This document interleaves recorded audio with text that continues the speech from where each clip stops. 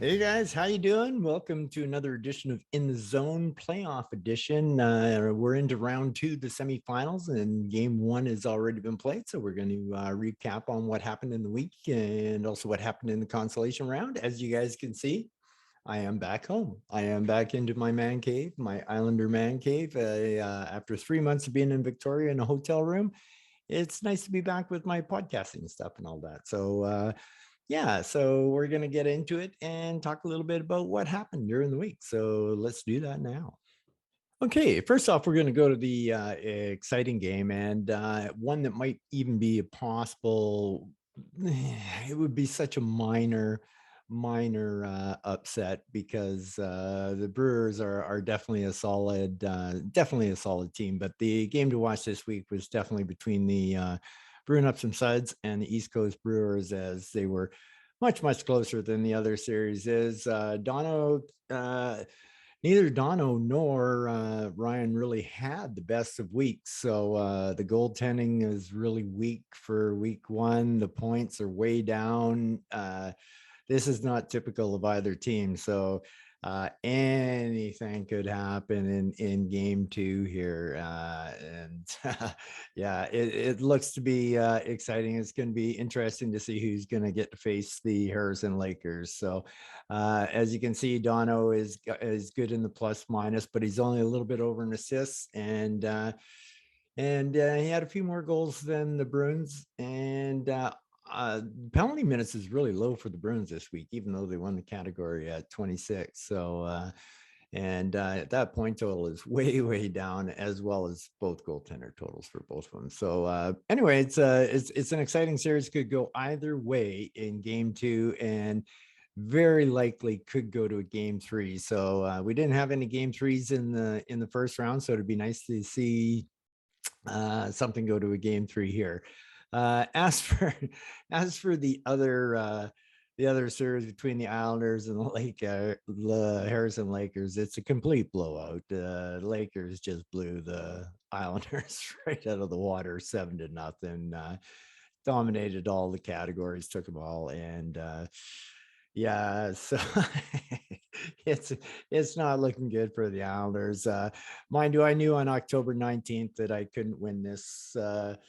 I couldn't win this year. So basically, there was 15 of us basically playing for second place. I just got an unlucky draw where I had to play the Lakers first, or I think I could have got that second place money, but I guess I'm going to get a chance to play for third place money. So I'll have to live with that. So yeah, Renee with his 2 losses on the entire year.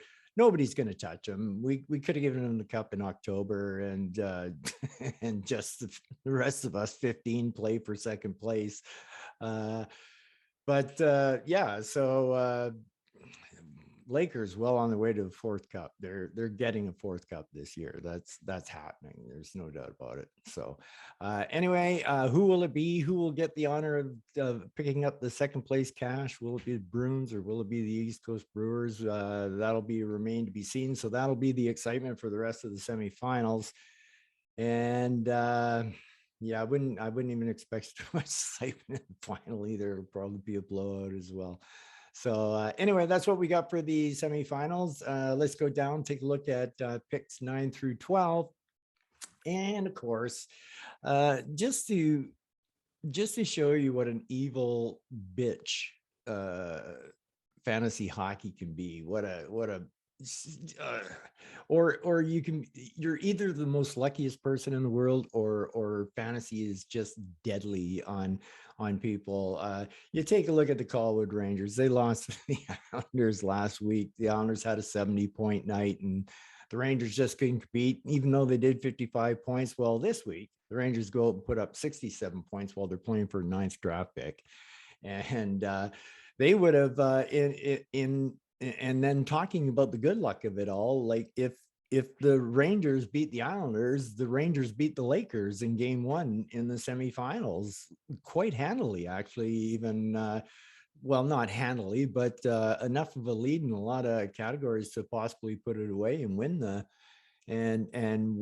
against the Lakers. But that's just the way the fantasy hockey goes. If you remember what happened to Dan last year, loses in the first round, and then I think he put 60-point weeks up for the rest of the playoffs. So what a cruel bitch fantasy hockey can be. I feel for you, Dino.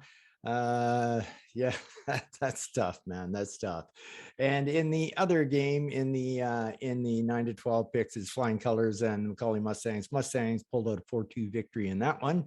So the Mustangs taking a 1-game lead and hopefully going to get the chance to play for the 9th overall pick. So right now, it looks like the Rangers and Macaulay Mustangs are on a collision course unless something else drastic happens in week 2, which is very possible. That's fantasy hockey for you.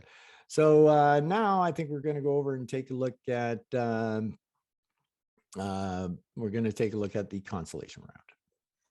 Okay, so over in the consolation round, we'll take a look at the lottery picks first between 1 and 4, which is probably the most important of the consolation round. So we'll take a look at that now.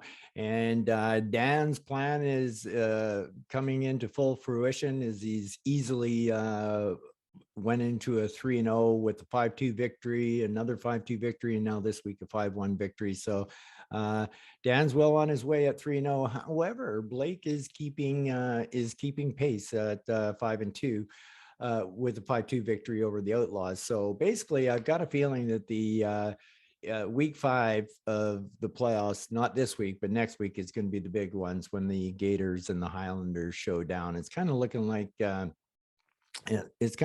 both the Gators and the Highlanders are going to beat everybody else. So it's just a matter of how they do against each other. And of course, if the Gators beat the Highlanders, then they'll be tied, and that'll put Blake back into the first overall pick. So good job by both guys. Good job by Blake keeping pace with the Highlanders, and good job by Dan by going 3-0 to start it out. He's halfway there to the first overall pick, which God only knows who it's going to be this year. So many different things have happened. Could it be McDavid? Could it be Matthews?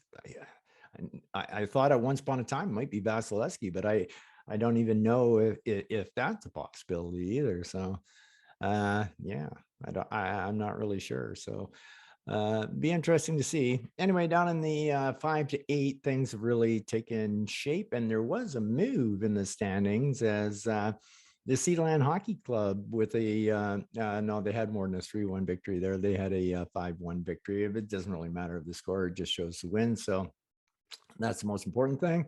And the Flames had a great game with Wolfpack, and Wolfpack pulled her out right at the end. And that was big for the Wolfpack because that puts them at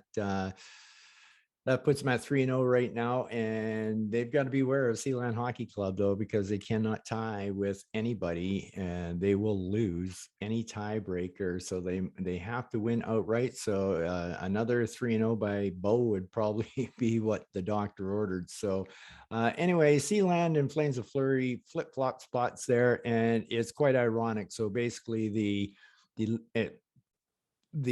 seedings have completely 100% flipped, where at the start it was Moves Like Jagger, Flames of Fleury, Sealand, and Wolfpack is now Wolfpack, Sealand, Flames of Fleury, Moves Like Jagger. They completely topsy-turvy. So tiebreakers don't seem to be at this moment helping either the Flames or Moves Like Jagger. So mind you, it could help Moves Like Jagger if they could beat the Flames. So that's a possibility. But Moves Like Jagger hasn't looked very strong in the playoffs here, and the Flames have looked pretty good. So that's kind of what we got for the